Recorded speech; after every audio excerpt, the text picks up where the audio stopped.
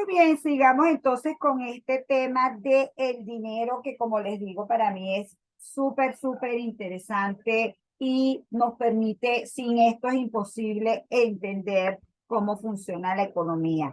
El dinero tiene muchas acepciones en muchas cosas. Espero que me dé chance de leer una forma de presentar el dinero hecha por un judío extraordinario que se llama Yuval, el que hizo el libro de Animales a Dioses, pero ahorita lo vamos a seguir con el dinero solo en la esfera macroeconómica, y eso implica entonces que el dinero tiene dos grandes oferentes. No perdamos de vista que el dinero está materializado en monedas y billetes y en depósitos en el sistema bancario. Eso implica que tenemos dos grandes oferentes. Un primer oferente es el Banco Central, que es la autoridad monetaria más importante de un país, y entre sus funciones está la de emitir esas monedas, ese billete, decreta el valor de esas monedas y billetes y emite esas monedas y billetes y las pone en circulación. Eso lo llamamos emisión primaria del dinero. Ahora, la gente no se queda con ese dinero. La gente deposita ese dinero en los bancos. Un banco es un intermediario financiero que utiliza activos líquidos. El dinero es el activo más líquido del mundo, en forma de depósitos bancarios para financiar inversiones menos líquidas de sus prestatarios. ¿Okay? ¿Quiénes son los prestatarios? Las personas o empresas a las que les presta esos fondos. Aunque los bancos no imprimen dinero, ¿ok? Literalmente multiplican el dinero base creado por el Banco Central. Se llama emisión secundaria del dinero, y vamos a entender cómo ocurre este proceso. Por ahora me interesa que existen dos grandes oferentes. Quiere decir que no solamente es el Banco Central, sino que también están los bancos, y que al final, cuando nosotros decimos cantidad de dinero total, ahí está incluido en las monedas y billetes, está incluido un agregado monetario que maneja directamente el Banco Central, o la parte del agregado monetario que maneja directamente el Banco Central de la base monetaria, y está el agregado que manejan los bancos, que son los depósitos. Vamos a ir familiarizándonos con esos temas. A ver, ¿qué es lo que quiero decir? Lo que quiero decir es que existe ese dinero como las monedas y billetes más los depósitos en el sistema bancario. Primero que nada, estos son pasivos para el sistema bancario, porque obviamente para quién es un activo, para las personas que realmente son dueñas de ese dinero, para los hogares, las empresas, el gobierno, que son los dueños de ese dinero que está depositado en los bancos. Los bancos lo que tienen es que reciben ese pasivo, y ese pasivo lo convierten en un activo cuando prestan el dinero, ¿ok? A su vez, el Banco Central también tiene un pasivo con el público, porque el dinero usted lo utiliza para hacer las transacciones, y usted, el público, es el dueño del dinero. De manera que para el Banco Central también es un pasivo el dinero. ¿Qué ocurre entonces? Que si nosotros queremos medir la oferta monetaria, tenemos que sumar las monedas y billetes más los depósitos en el sistema bancario. Pero resulta que existe un agregado monetario, que es el que maneja directamente el Banco Central, que se llama base monetaria. Y esta base monetaria está constituida por las reservas bancarias más las monedas y billetes. Entonces, en este esquema, lo que queremos expresar es que hay dos agregados monetarios. Uno que maneja directamente el Banco Central y que se llama base monetaria, y otro que realmente es el indicador de la oferta monetaria, que se llama liquidez monetaria, y que incluye el efectivo, que son las monedas y billetes, y los depósitos en el sistema bancario. Así como para medir el valor total de la producción de bienes y servicios, tenemos el PIB. Para medir la cantidad total de dinero o la masa monetaria de una economía, tenemos el indicador liquidez monetaria. Entonces, ¿qué son las reservas bancarias? es el dinero que los bancos deben tener en sus cajas fuertes o depositados en el Banco Central. Corresponde a un porcentaje de los depósitos y constituye una garantía para satisfacer el retiro de dinero por parte de los ahorristas en el momento que lo deseen. Es decir, las reservas bancarias son ese concepto que les había dicho al principio, que alguien se queda con el dinero, pero tiene que garantizar que cuando las personas necesitan ese dinero, él pueda disponer. Por eso es que en las instituciones bancarias lo que hay es un flujo de depósitos y retiros, y los bancos tienen que funcionar con un esquema como el siguiente. Pongo aquí porque es importante entender el esquema de los bancos para poder entender el concepto de las reservas bancarias. Fíjense, ¿qué hacen los bancos? Los bancos reciben depósitos, ¿verdad? Es decir, reciben dinero en la seguridad de cuentas corrientes, de cuentas de ahorro, de certificados a plazo, y ellos, ese dinero, su principal función, hemos dicho que es la intermediación financiera, es decir, que ellos esos depósitos se lo prestan a las empresas, los hogares y las empresas para que hagan inversiones, pero no pueden prestar el 100% de los depósitos. Hay un porcentaje que lo establece el Banco Central que ellos tienen que mantener congelados precisamente para honrar los retiros que hagan los depositantes diariamente. Eso es lo que son las reservas bancarias. Entonces, estas reservas bancarias se originan en los bancos y estas reservas bancarias son depositadas en cuentas del Banco Central, de manera tal que el Banco Central, cuando hablamos del agregado monetario del Banco Central, decimos que se llama base monetaria y que está compuesto por las monedas y billetes que emite y que pone a circular en el público, más las reservas bancarias. ¿Qué son estas reservas bancarias? El dinero que los bancos necesariamente tienen que tener depositados en cuentas en el Banco Central y que son la garantía para que se mantenga la fluidez en las necesidades de dinero de la economía. ¿Okay? Luego tenemos el agregado que tiene que ver con la oferta monetaria y que es la liquidez monetaria. Bueno, por supuesto, las monedas y billetes son esas especies monetarias en circulación, que son los billetes que ustedes están acostumbrados a ver y las monedas que nunca, como tenemos un proceso inflacionario, pues nunca las vemos. Usted trata de conseguir una moneda de un bolívar y eso es casi que una reliquia.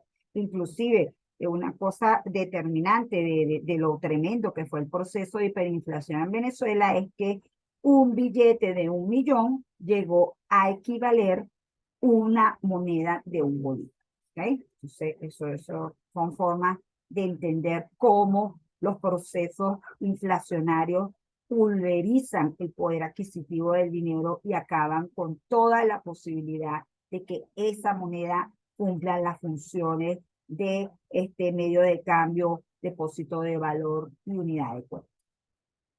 Entonces, ya hablando directamente del agregado que tiene que ver con los depósitos, con los ofertas monetarias, estamos hablando entonces que incluye esas monedas y billetes que, repito, son dinero primario y esos depósitos transferibles. Entonces, la liquidez monetaria se van haciendo una serie de agregados pasando de lo más líquido a lo menos líquido, pero todos los instrumentos que forman parte de la liquidez monetaria son fácilmente intercambiables por dinero o con muy pocos obstáculos para ser intercambiados por dinero.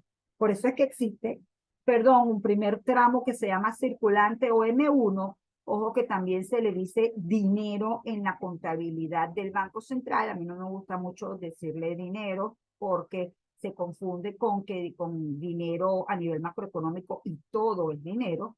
Entonces yo prefiero llamarlo circulante o M1 solamente, nunca decirle dinero. Y este tramo entonces que incluye lo que es más líquido, el efectivo, los depósitos a la vista, es decir, las cuentas corrientes y los depósitos de ahorro transferibles. Acuérdense que ahora que tenemos tarjetas de débito y que podemos hacer transacciones desde nuestras aplicaciones por teléfono, pues el dinero se mueve rápidamente para hacer transacciones de bienes y servicios. Los avances tecnológicos hacen que el dinero pueda rotar y cambiar de manos muy fácilmente. ¿Okay? El cuasi dinero es el segundo tramo de la liquidez monetaria y ya incluye depósitos de ahorro no transferibles, depósitos a plazo y certificados de participación. Nosotros habíamos dicho que los bancos, su objetivo es prestar dinero. Para ellos poder prestar dinero, tienen que tener algunos instrumentos que no sean tan fáciles de liquidar, porque si no, entonces, por eso es que se dice que ellos hacen inversiones a largo plazo, porque prestan el dinero a 30, 60, 90 días, 2 años, 5 años, y necesitan que entonces haya ahorristas que estén dispuestos, obviamente, pagándoles una mayor tasa de interés, a mantener ese dinero inmovilizado 30, 60, 90 días, 1 año, 2 años. ¿Qué ocurre con el tema del cuasi dinero? ¿Por qué se sigue considerando dinero? Bueno, porque si usted necesita comprar un bien o un servicio y usted tiene un certificado a plazo, a usted le van a aplicar alguna penalidad por liquidar ese certificado a plazo, pero le da su dinero para que usted pueda disponer de él como quiera. ¿Okay?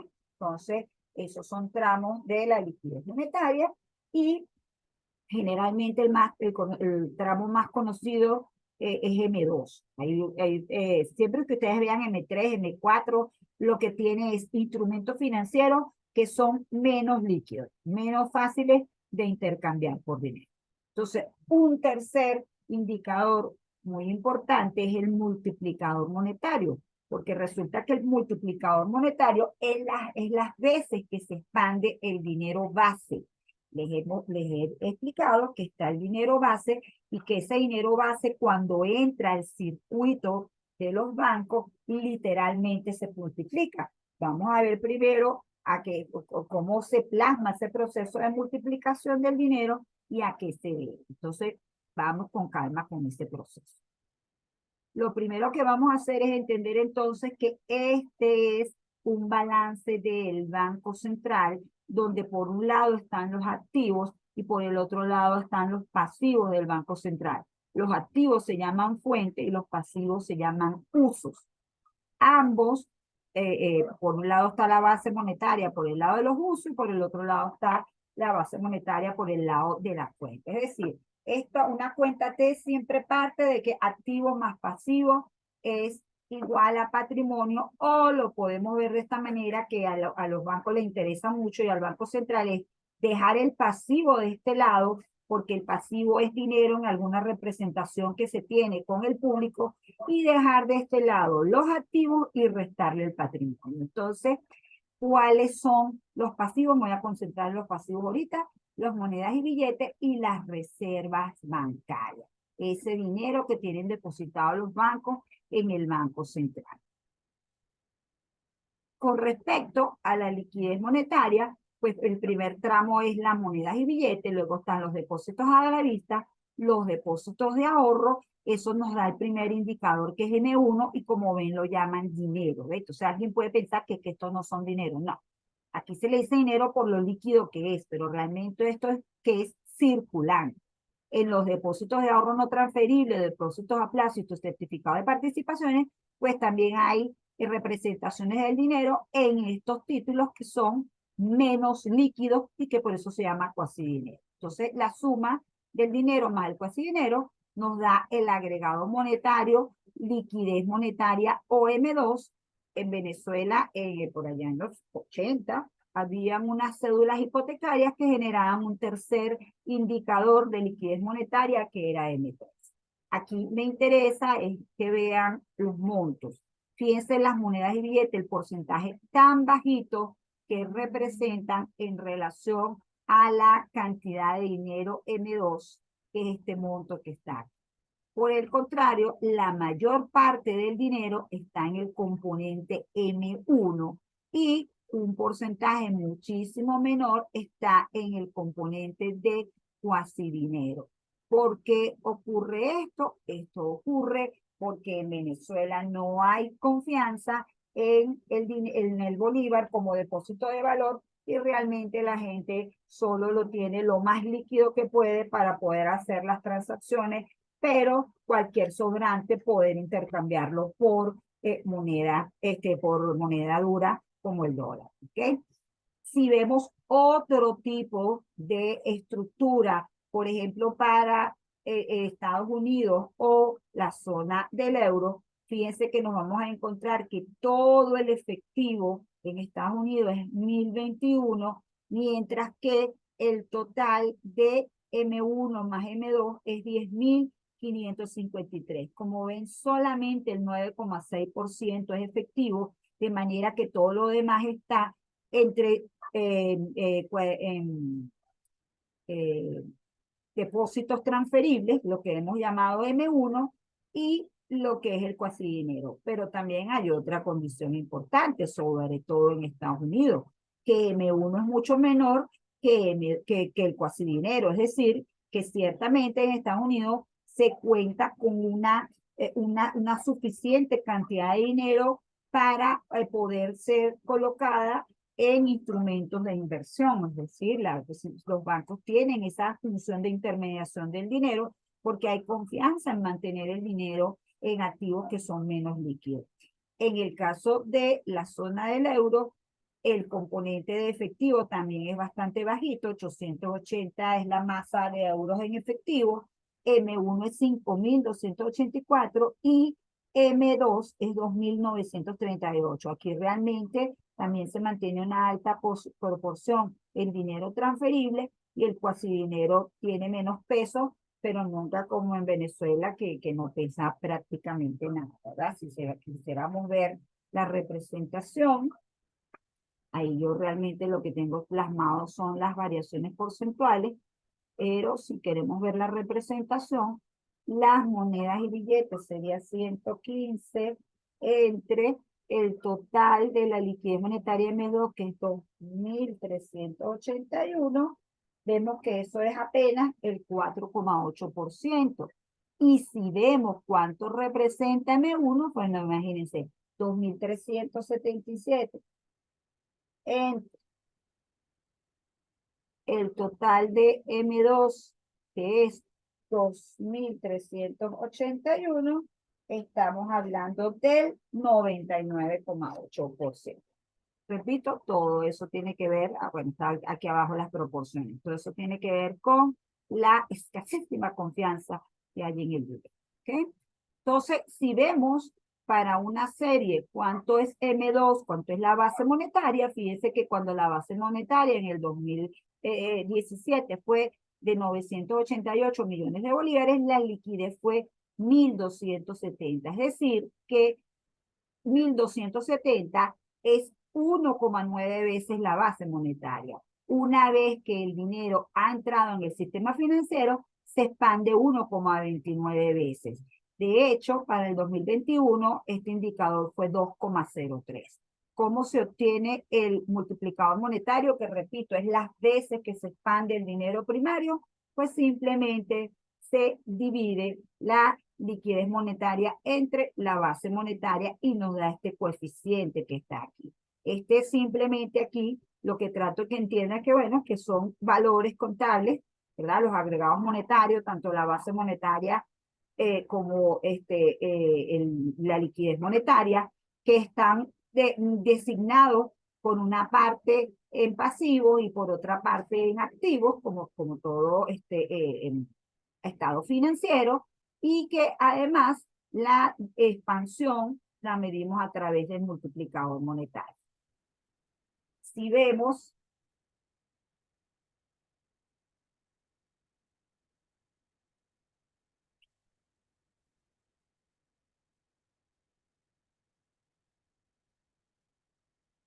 si vemos un banco como tal, si vemos un banco como tal, en el sistema bancario vamos a tener por un lado los depósitos, ¿ok? Y ese va a ser el pasivo del sistema bancario, y por otro lado vamos a tener la disponibilidad, los créditos, las inversiones y el patrimonio. El patrimonio cocina negativo, las inversiones son otro tipo de activos financieros distintos a los créditos, y la disponibilidad tiene que ver con las reservas bancarias. ¿Ok? Entonces, ¿Cómo se multiplica ese dinero? Siempre usamos un ejemplo muy sencillo para tratar de entender qué sucede en la realidad. Aquí vamos a tener un ejemplo sencillito donde el señor Pedro Pérez deposita 10.000, digámosle, bolívares en una cuenta bancaria. ¿Qué va a hacer el banco con ese dinero? Perdón, ya este es el depósito de 10.000. Arrancamos con un depósito de 1.000, ¿verdad? ¿Y qué va a hacer el banco con ese dinero? Bueno, el banco va a prestar dinero, ¿verdad? Y va a guardar un porcentaje como reservas bancarias. Si el porcentaje es 10%, significa que él va a abrir en el Banco Central una cuenta de depósitos por 100 y estos 900 los va a prestar. Cuando él presta estos 900 para entregarle el dinero al que le está haciendo el préstamo, le crea una nueva cuenta de depósito por 900 bolívares, ¿ok? Y eso es un circuito que se sigue repitiendo cada vez porque al final ese dinero vuelve a salir a la calle, como les digo, se hacen inversiones, póngase que esa inversión haya sido comprar una maquinaria y equipo, esa persona que vendió la maquinaria y equipo se va con su dinero al banco y en el banco vuelve a pasar lo mismo. Dejan las reservas bancarias, ¿verdad? El 10% de ese dinero y lo prestan. Vuelven a crear una figura de depósito. Por eso es que es una situación que es básicamente contable. Y entonces ustedes dirán, bueno, pero ¿y entonces qué está respaldada? Traten de entender que está respaldada en el hecho que siempre esa inversión sea sólida y permita que haya crecimiento económico y que haya aumento del ingreso nacional de ese país. Siempre que eso es así, esa moneda va a estar fortalecida porque se guarda, se mantiene una estrecha relación entre el crecimiento de la cantidad de dinero y el crecimiento de las necesidades de dinero para hacer transacciones. Para terminar con este ejemplo, obviamente ese proceso iterativo se termina cuando se coloca hasta el último bolívar que ya queda como reservas bancarias.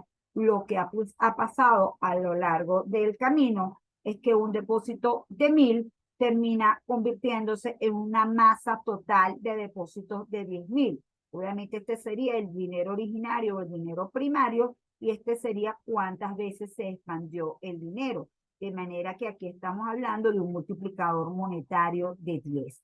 ¿Se entiende este proceso? ¿Alguien quiere preguntar algo? Lo importante es que empiecen a dejar esa idea del dinero, de entenderlo como una mercancía, que si no está respaldado en oro no sirve, que si no está respaldado en dólares no sirve. Los dólares están respaldados totalmente en que el PIB de Estados Unidos es el PIB más grande del planeta y en que la Reserva Federal, que es el Banco Central de los Estados Unidos, es un ente muy autónomo y muy serio que preserva el valor de la moneda. Si hay problemas de inflación como los ocurridos, por ejemplo, este año, rápidamente aplica políticas que vayan dirigidas a controlar la inflación. ¿Okay? Por supuesto, todos los países pasan por ciclos económicos y eso hace que el dólar en algunos momentos esté apreciado y en otros momentos esté depreciado. ¿Okay? Entonces, si tenemos eso en mente, para terminar de cerrar el circuito desde el punto de vista macroeconómico, entonces vamos a tener por una parte el actor que se llama Banco Central, donde por el lado de los depósitos va a tener las monedas y billetes y las reservas bancarias. Vamos a tener a los bancos que por el lado de los pasivos van a tener los depósitos y entonces vamos a tener un gran balance de la economía, una gran ecuación monetaria en la cual los pasivos van a ser las monedas y billetes más los depósitos. ¿Qué pasa por el lado de los activos?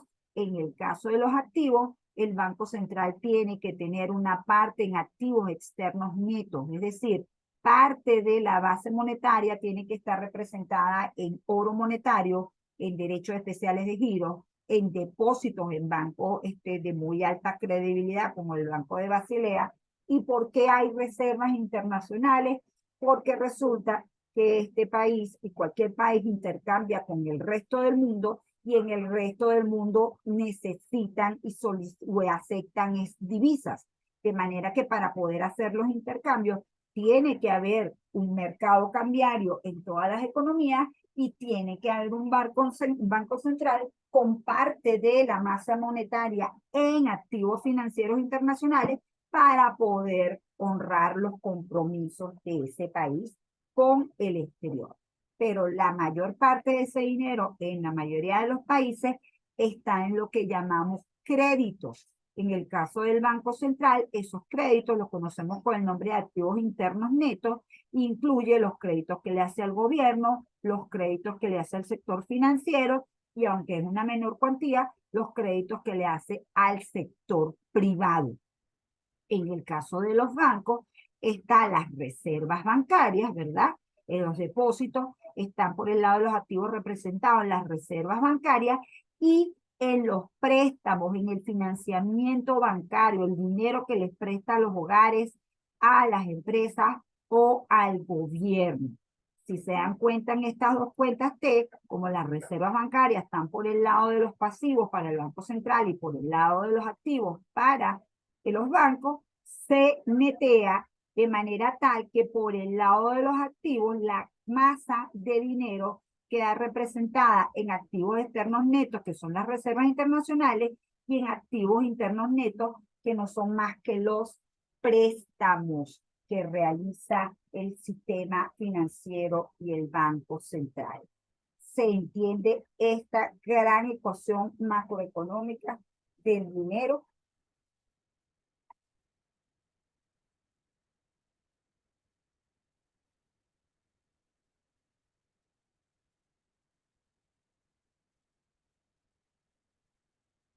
¿Se entiende? ¿Está clarísima como el agua? Me alegro. Ok, entonces yo sé que es la primera vez que la ven, pero entiéndanla en su magnitud. O sea, entiendan que a nivel macroeconómico tenemos una gran gráfica por donde lo está, por un lado, el ahorro, ¿verdad?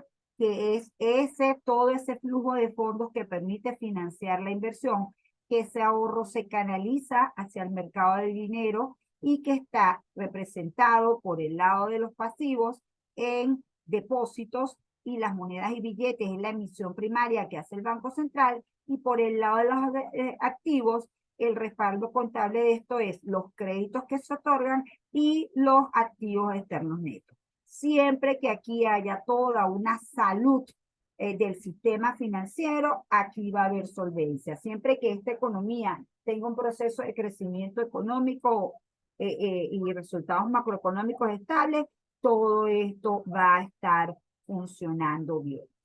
Por supuesto, los bancos, lo han visto en muchas ocasiones, lo están viendo ahorita con el famoso banco ¿cómo se llama?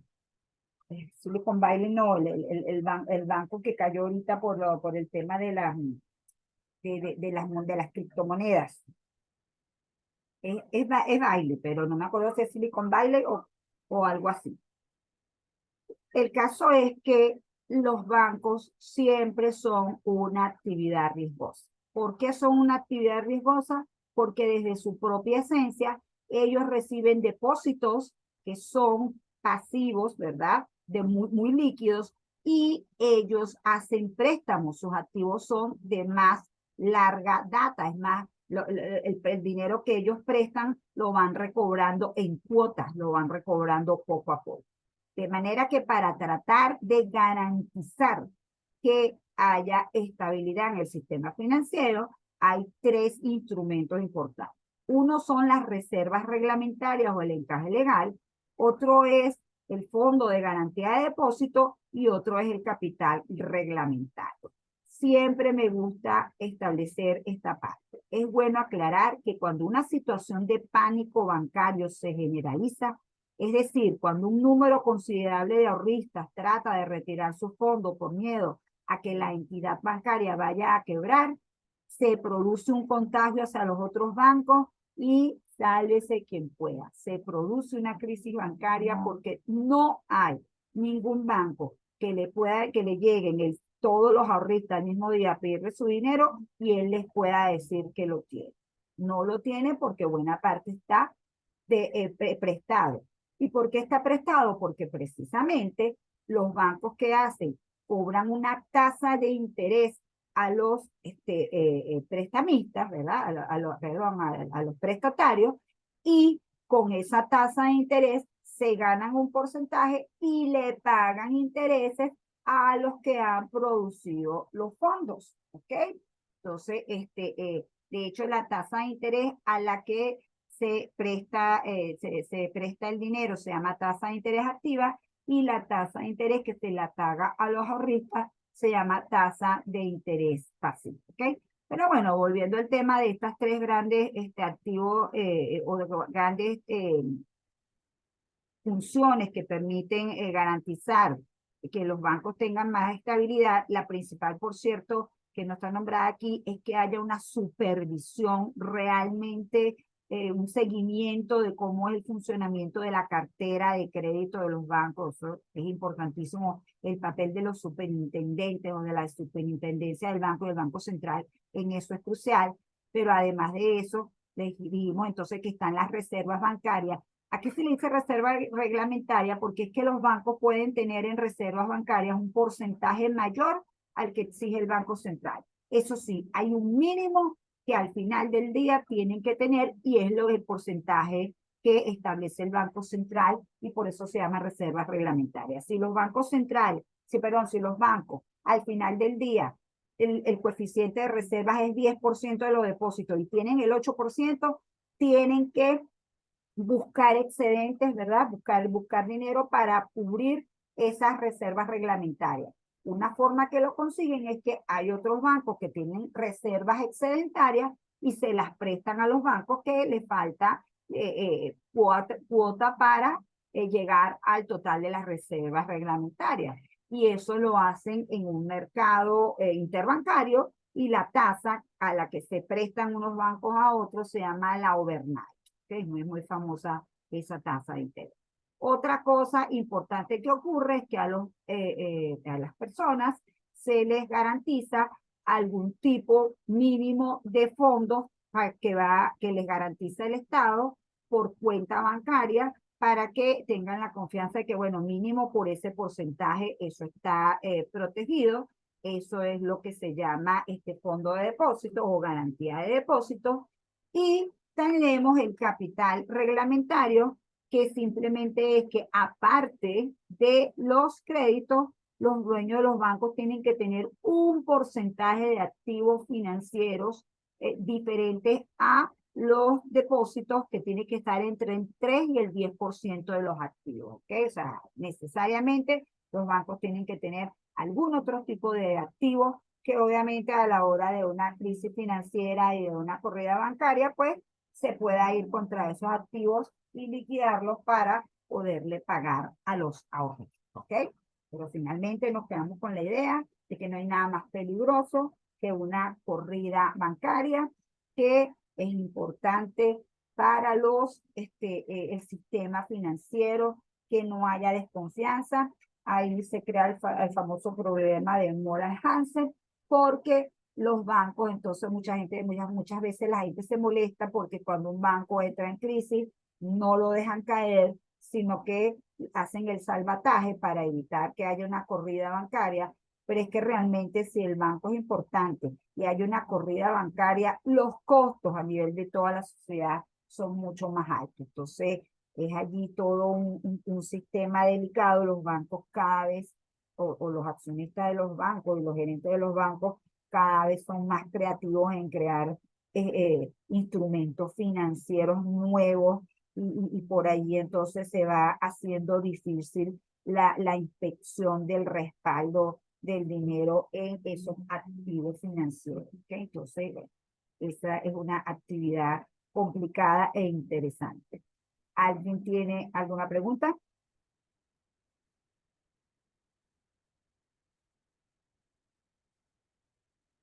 ¿No?